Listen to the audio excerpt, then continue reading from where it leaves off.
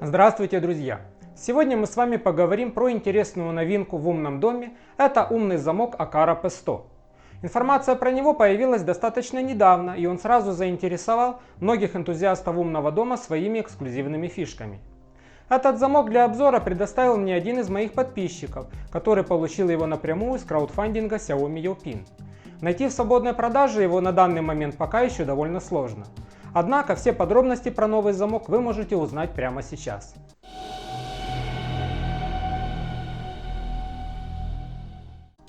Модель Aqara P100. Материал корпуса сталь с покрытием устойчивым к царапинам. Интерфейсы Bluetooth 5.0, Wi-Fi 2.4 ГГц, Zigbee 3.0. Способов разблокировки 7. Питание. Аккумулятор 6000 мАч и 4 элемента 2А. Аварийное питание через USB Type-C. Размер 400 на 78 на 28 мм. Толщина двери от 40 до 120 мм. Рабочая температура от минус 10 до плюс 55 градусов Цельсия. Общий вес 4,6 кг. Поставляется замок в большой коробке, оформленной в светлых тонах с фотографией внешних панелей замка. На коробке изображен логотип производителя и логотип совместимости с Apple HomeKit. Вот все содержимое коробки, которое распределено по двум вертикальным отделениям. Давайте пройдемся по нему подробнее. Комплектная инструкция на китайском языке, других вариантов нет. Пока про версии для глобального рынка я не слышал. Приходится прибегать к помощи экранного Google переводчика. Не очень удобно, но смысл понять можно. Как и с предыдущими версиями замков от Aqara, в комплекте есть монтажная карта, которая понадобится при установке устройства на дверь. Внешние панели имеют самую распространенную для замков Aqara форму с закругленными краями. Такую имеют, например, Zigbee замки S2 и S2 Pro, Bluetooth замок N100. Внутренняя панель. В ней спрятана основная электроника и элементы питания. Доступ к ней возможен только из помещения. Внизу находится задвижка для дополнительного запора. Забегая вперед, скажу, что он открывается снаружи вместе с основными запорами замка. На ручке находится кнопка. Для открытия замка ее следует нажать. Таким образом, замок защищен от случайного открытия, например, маленькими детьми. Изнутри на прорезиненной прокладке в верхней ее части продублированы основные параметры. Обратите внимание, что из интерфейсов указан только Bluetooth, он является основным. По принципу упомянутых мною моделей замков, здесь тоже имеется быстрый механизм перекидывания ручки на другую сторону, подробнее чуть далее в обзоре. Еще ниже отверстие для кабеля, который будет подключаться к личинке замка, и держатель для штифта ручного запора замка. Крышка внутренней части пластиковая, легко снимается, под ней находятся отсеки для питания. Сверху литий-ионный аккумулятор на 6000 мАч, под ним резервное питание на 4 батарейки формата 2А. Перед тем, как перейдем к наружной панели, хочу заметить, что лучше всего сначала приобрести замок, а потом уже под него заказывать дверь, это обеспечит наилучшее качество установки. В нижней части находится прикрытая пластиковой крышкой отверстие для ключа. В этом замке он используется как аварийный способ открытия, основной бесключевой. Внизу, незаметно для окружающих, находится отверстие для динамика и разъем для аварийного питания формата USB Type-C. Чувствительный сканер отпечатков пальцев встроен в ручку. Это очень удобно при открытии замка, все делается одним движением. Он покрыт сапфировым стеклом, тем же, что используется в iPhone 11 Pro. Большая часть наружной накладки закрыта закаленным стеклом. В верхней половине находится клавиатура замка. Тут же в районе цифр 2, 5 и 8 площадка для NFC сенсора. Над ней кнопка звонка и камера. Камера – одна из главных фишек замка. Она имеет угол обзора в 160 градусов и умеет вести ночную съемку с ИК-подсветкой. Замок поддерживает и голосовую связь. Центральная часть – это собственно сам замок, который находится внутри двери. В нем находится двигатель, который обеспечивает сцепление штифта с засовом при корректной аутентификации. В замке есть 3 основных засова, которые блокируют дверь при поднятии ручки замка вверх, и 4-й дополнительный нижний засов, который выдвигает внутренняя задвижка. Вверху находится защелка. Даже если дверь будет просто захлопнута, просто так ее открыть не получится благодаря только ей. Под защелкой находится специальный треугольный рычаг, это сенсор двери. Так замок определяет, закрыта ли дверь нормально или засов просто выдвинут в воздухе. Длина замка по наружной самой длинной металлической панели 24 см. Глубина. Если брать в расчет еще и кабель, не менее 10 см, но тут лучше сделать запас, чтобы не пережать случайно провода. Длина внутренней части замка 18 см. комплекте имеется накладка на дверной косяк с отверстиями под засовы. В данной модели замка предусмотрено сдвоенное питание. Основное – это литий-ионный аккумулятор и резервное в виде 4 элементов 2А. Аккумулятор находится в верхней части внутренней накладки и держится на защелке. Батареи находятся под ними и обеспечивают питание, пока аккумулятор заряжается. Емкость аккумулятора 6000 мАч, базовое напряжение 3,8 вольта. Если перевести в ватт-часы, это 22,8. Для зарядки аккумулятора используется разъем USB Type-C. В качестве индикатора светодиод, окно которого находится справа. При зарядке он светит красным, когда она завершена зеленым. Личинка замка тоже специализированная, идет в комплекте вместе с 2 ключами. Обычную тут использовать нельзя. Относительно крепежного соединения личинка сильно асимметрична. Это связано с тем, что ключ можно вставлять только с наружной стороны. А с внутренней стороны есть разъем для подключения интерфейсного кабеля. Это нужно, например, для включения оповещения, если в личинке был забыт ключ. Габариты. Максимальная длина личинки чуть более 5 см. От длинного края до центра крепежного отверстия 32 мм. От короткого края до центра 17 мм. Ключи такие же, как на ранее обозреваемых мною замках Aqara N100 и S2, не чипованные, раскладные. Кроме ключей в комплекте имеются 2 фирменные NFC карты доступа. Согласно последних новостей, их теперь можно будет приобретать и дополнительно. Осталось сказать пару слов о крепеже и соединительных штифтах. Комплект универсальный и может быть подогнан для работы с дверьми толщиной от 40 до 120 мм. Фирменная конструкция штифта Aqara, он двойной. Наружная часть проворачивается относительно внутренней.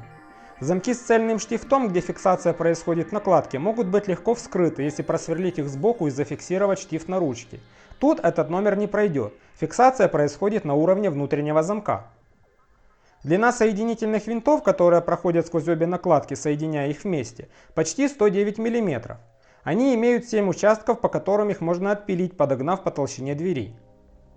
Аналогично могут укорачиваться и направляющие штифты, которые связывают внешнюю накладку и внутренний замок, центрируя положение личинки для ключа относительно внешнего отверстия. По умолчанию ручки дверных накладок ориентированы на правую сторону.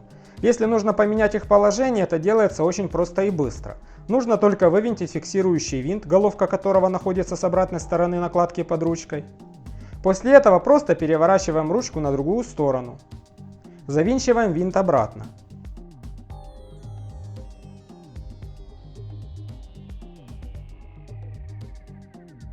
Аналогично повторяем для второй накладки. Вывинтить.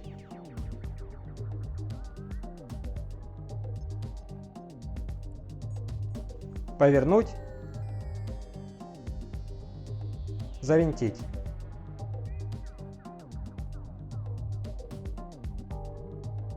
Так как дверь теперь закрывается в другом направлении, нужно перевернуть и защелку. Это тоже очень просто. Нужно снять переднюю металлическую панель, которая крепится на 2 винта по краям.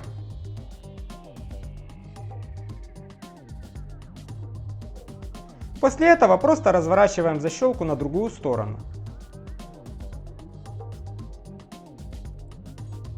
Прикрепляем на место металлическую панель и завинчиваем крепежные винты.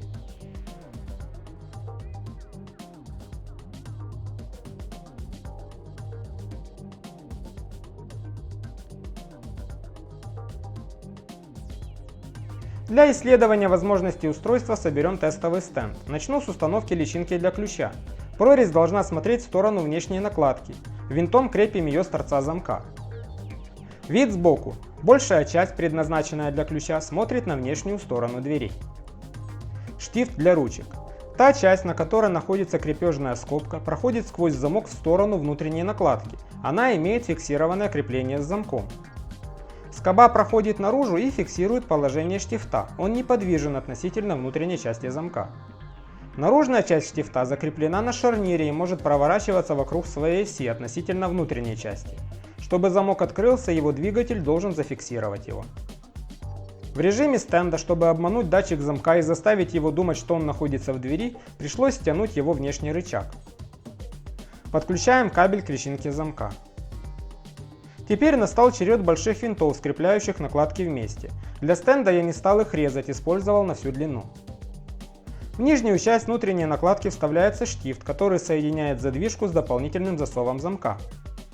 Кабель от замка подключаем в правый разъем внутренней накладки, ошибиться тут невозможно, разъемы разные и неправильный кабель подключить не получится.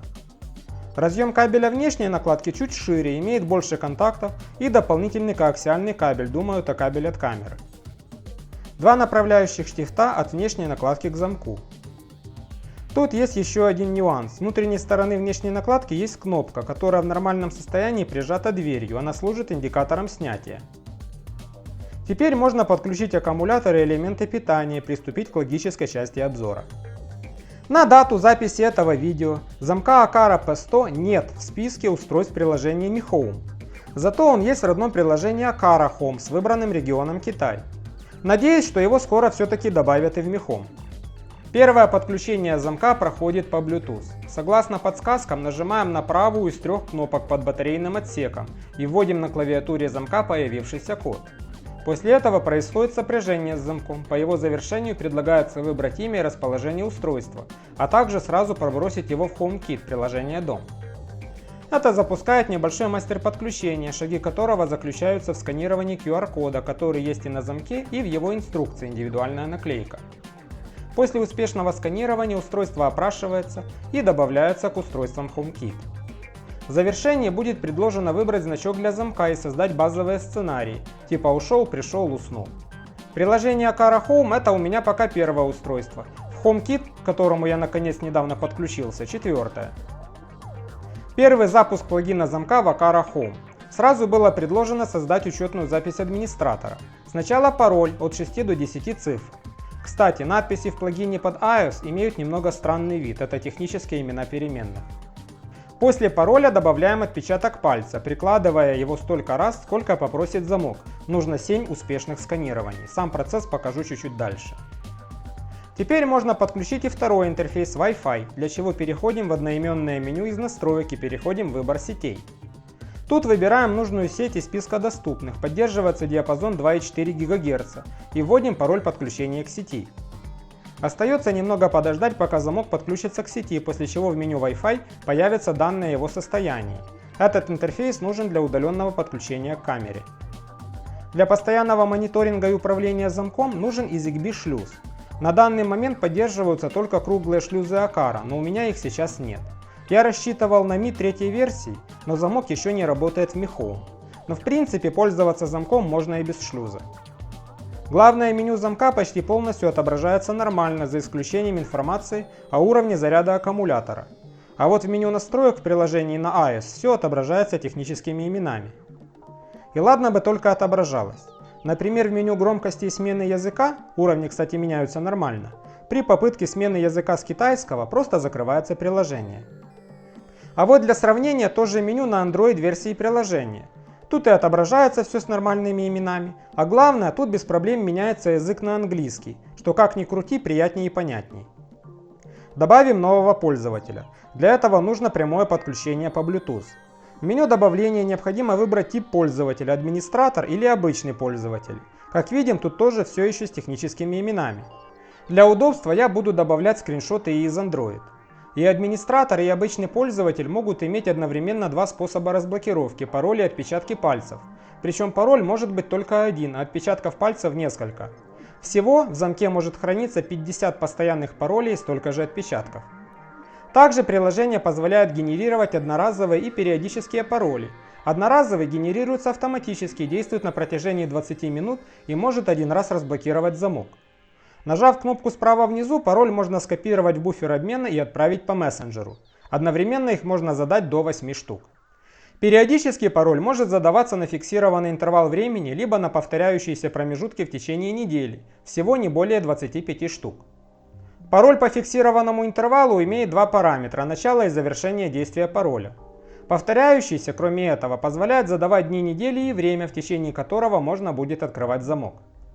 И снова для сравнения покажу, как выглядят эти меню в приложении на Android. Очень надеюсь, что плагины на iOS поправят и все будет выглядеть нормально.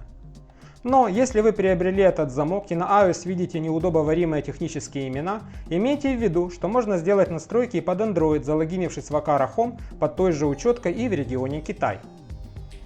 Вот так выглядит процесс добавления нового отпечатка пальца. Необходимо 7 удачных считываний.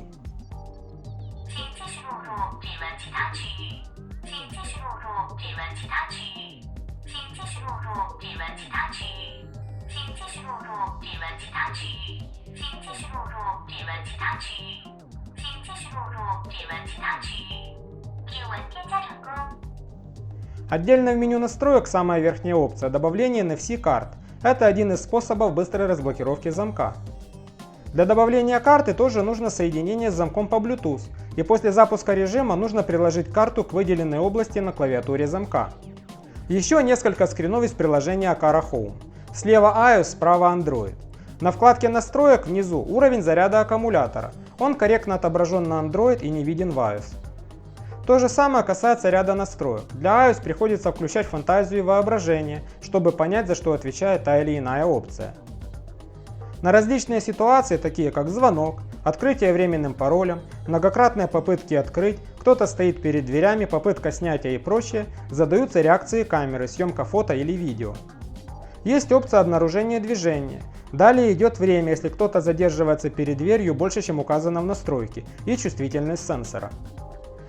Можно задавать и длительность видео, которое будет писать замок, по умолчанию 5 секунд.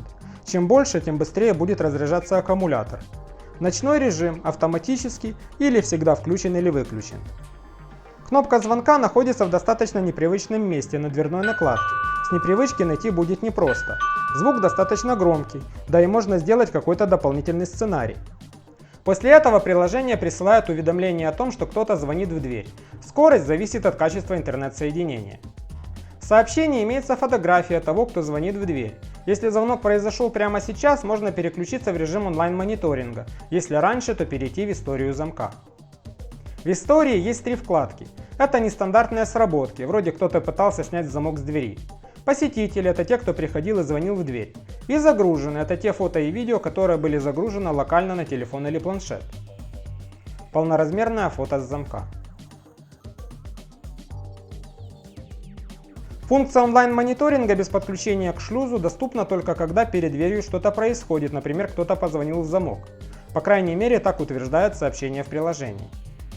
При запуске мониторинга создается канал для безопасного подключения через облако, и камера уже по Wi-Fi отдает онлайн-картинку. Качество картинки среднее, это все-таки дверной замок, а не камера. Понять, кто пришел, можно и при освещении и в темноте. Нажав на кнопку телефонной трубки слева внизу, можно поговорить с визитером. При желании картинку с камеры можно развернуть и на весь экран. Примерно через минуту придет сообщение о том, что пора бы уже и закругляться, но и понятно, аккумулятор не резиновый. Перейдем к участию в автоматизации. Принцип их создания в Aqara Home совершенно аналогичен как в Mi Home. Есть условия, есть действия. Замок может работать здесь только как условие. Зато условий насчитывается около 30, поле для деятельности огромное. Как и кем была открыта дверь, снаружи или изнутри, попытки взлома, забытый ключ, режимы охраны и многое другое. После этого замок ведет журнал событий, которые с ним происходили. Например, замок помнит вставленный и забытый в нем ключ. Несколько слов о интеграции замка в приложении Дом Apple HomeKit. Устройство появляется в системе и может по клику на нем открываться и закрываться. Работает по Wi-Fi в том числе. Тут же можно просмотреть информацию об устройстве и узнать уровень заряда аккумулятора. Можно задать и сценарий, например, на действие кнопки «Клик». Она, кстати, работает через шлюз Xiaomi 3 версии. Например, разблокировка по однократному клику. Чтобы все это работало, нужен логический центр Apple HomeKit, постоянно включенное устройство, типа приставки Apple TV или планшета. Кстати, такой функции в родном приложении нет. На пальцы, с которых отпечатки я не снимал, замок не реагирует, а на правильный палец сразу идет разблокировка.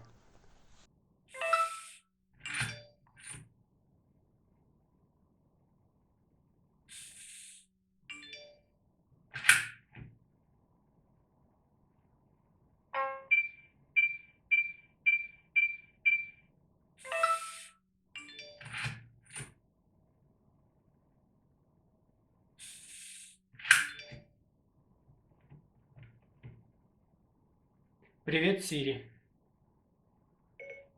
Открой замок. Одну минуту. Дверь в комнату по умолчанию открыта.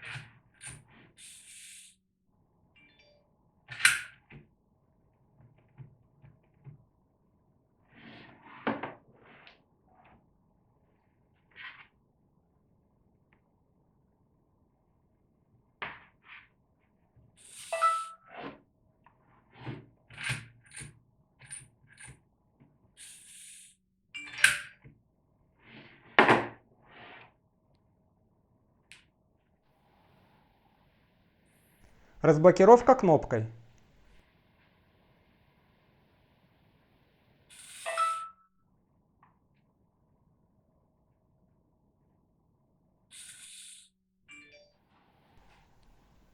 Попытки несанкционированного доступа. 指纹错误次数过多，验证锁定5分钟。指纹错误次数过多，验证锁定5分钟。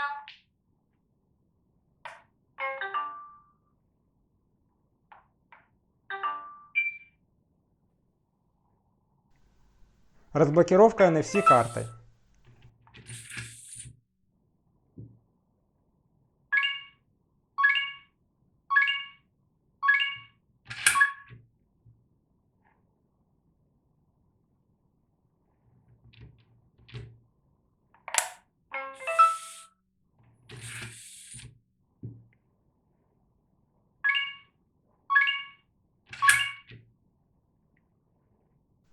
Аварийное открытие при помощи ключа.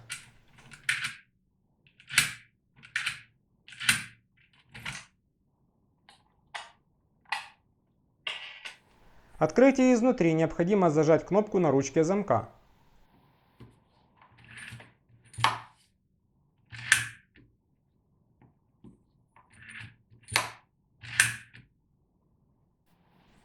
Задвижка. По логике она должна блокировать доступ снаружи, но по факту открывается. Причем я ее открывал даже одноразовым паролем.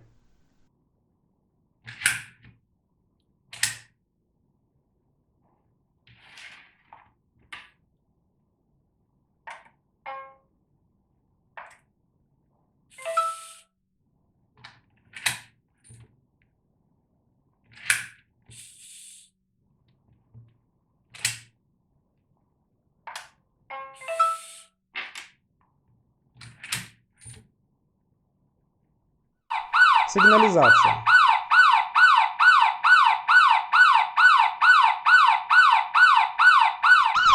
Видео с замка. Что касается работы с Home Assistant, я имею в виду прямое подключение, я предпринял несколько попыток заджойнить замок по ZigBee, для чего использовал стик CC2538 и ZigBee to MQTT. Кроме этого, я пробовал подключить его к SLS-шлюзу. Ни один, ни второй не увидели устройство. Мне показалось, что режим сопряжения на этом замке несколько отличается от привычного, так как замок имеет несколько беспроводных интерфейсов, а сопряжение по ZigBee, соответственно, имеет некую еще программную обвязку и сначала ищет активный шлюз в системе.